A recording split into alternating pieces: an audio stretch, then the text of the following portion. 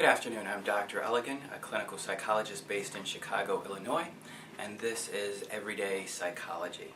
Today we're going to talk about factors that contribute to happiness, and what is it, and what are some of the activities or exercises that people can engage in that will help promote happiness or make it more likely that they will be happy. Before beginning, let's take a look and listen to what are some factors that people oftentimes associate with happiness. Having a family, having health, having children, having money, a job, being part of something, feeling alive, having something to do. I would have to say children. Children make me so happy. I could be in the worst mood in the world. If I see a child, I smile. If I have candy, I give them candy. No crazy person or anything like that. But I would probably say the children makes the world go around when it comes to happiness. Money, it's a big part of happiness because with money you can buy everything but not happiness. But you can buy like things that makes you happy. So it's like kind of like something indirect. Hobbies makes people happy. Family, like for example for me, like happiness comes from my family. Friends, but unfortunately friends are not over there all the time, so I think family's more reliable. Lots of research has found that there are several variables that seem to contribute to happiness, one of which is gratitude. Being able to reflect back on positive things that have happened to you and have gratitude or have some appreciation or find some gratefulness for these things that have happened to you. So many people will engage in what's referred to as a gratitude journal, where they reflect on the end of the day thinking about things that were positive that made them happy. In my family we have a gratitude exercise that we do on a nightly basis at dinner, where each of us go through and one by one talk about 3 different things that made us happy. And even my 4-year-old son participates in this exercise and is able to identify some things that have made him happy during the course of the day. Really the value of this is to be able to reflect back on your day and recognize some of the positive, joyful things that have happened, despite the fact that it may have been a difficult day and filled with lots of stresses. Being able to identify some positive things that happen in the course of the day seems to really help promote happiness. Grateful. I thought that was quite good. Sort of thinking of the sort of gratitude and good things that happened that day, trying to focus on the good things that have happened to them rather than the bad things that have happened to them. Being able to reflect back on things that we are happy about and have enjoyed allows us to begin to change our way of thinking so that our outlook becomes a bit more optimistic. And research has also found that people who tend to be a bit more optimistic as opposed to pessimistic are obviously a bit more happy. So what we mean by optimism is being able to find the silver lining in everyday activities. So research has found that gratitude, optimism definitely have a significant influence on helping promote happiness. Other things that contribute to happiness are having purpose and meaning to your work.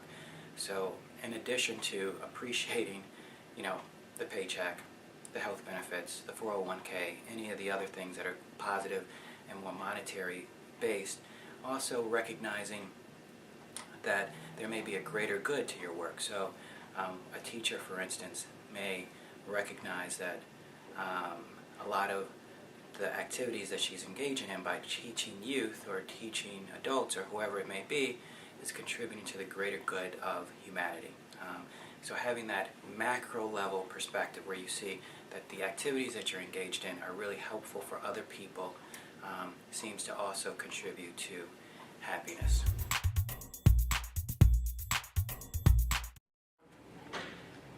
For me, I like to help people. When I feel like helping people and I feel I accomplish a lot that day, then I'm happy.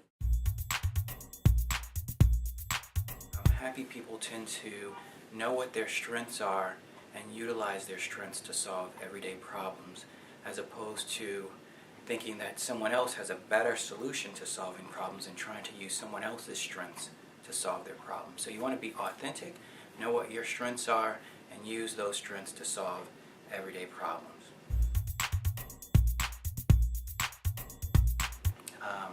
Another factor that seems to contribute to happiness is social relationships and having a network of people, 5 or more if possible, that you enjoy spending time with, you enjoy engaging in hobbies with, you enjoy playing with, you enjoy having fun with, you enjoy laughing with.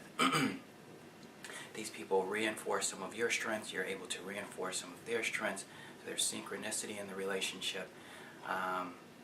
And research has found that people who have 5 or more close people that they enjoy spending time with tend to be happier than those people who spend a lot of time in isolation or withdraw from spending time with other people. So having a good relationship with other people, co-workers, family members, friends, family, relatives, it doesn't matter who it is as long as it's something that you enjoy doing and it's a positive relationship.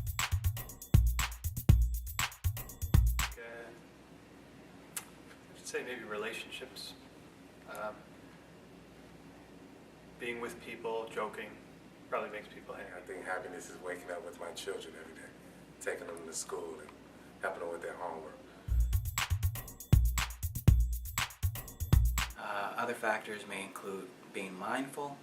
Mindfulness means living as much of life in the present as opposed to spending a lot of time in your daily life focusing on the past, which breeds stress, or spending too much time in your daily life focusing on the future, which oftentimes will generate a lot of anxiety. But trying to spend as much time as possible being present and mindful and living in the present and engaged in whatever activity it is that you're participating in, and really appreciating that activity. So a great example of this is that oftentimes people will spend a lot of time looking forward to time off from work or a vacation or a holiday. And then once they get that time off, they're spending a lot of time thinking about things they have to do once they get back to work, or they spend a lot of time and some sort of family conflict. So they never actually spend time enjoying the vacation that they had spent 3 months looking forward to. So you want to try to spend as much of your daily life living in the present, being mindful of things that are happening to you, limiting the amount of time that you spend thinking about things from the past and from the future.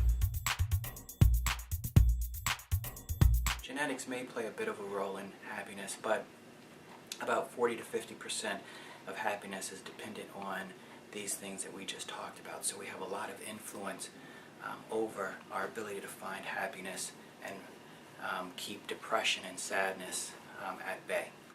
The other thing I should mention is that happiness oftentimes seems to be a byproduct of engaging in a lot of these activities that we just spoke about.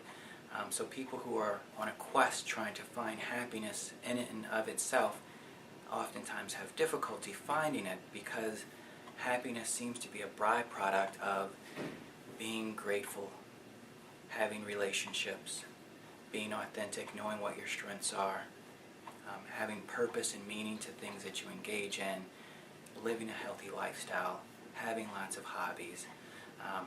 And by engaging in all of these different things, oftentimes happiness just wells up from within as opposed to you trying to find happiness. So once again, I'm Dr. Elligan. This is Everyday Psychology. Today we spoke about some of the factors that contribute to happiness.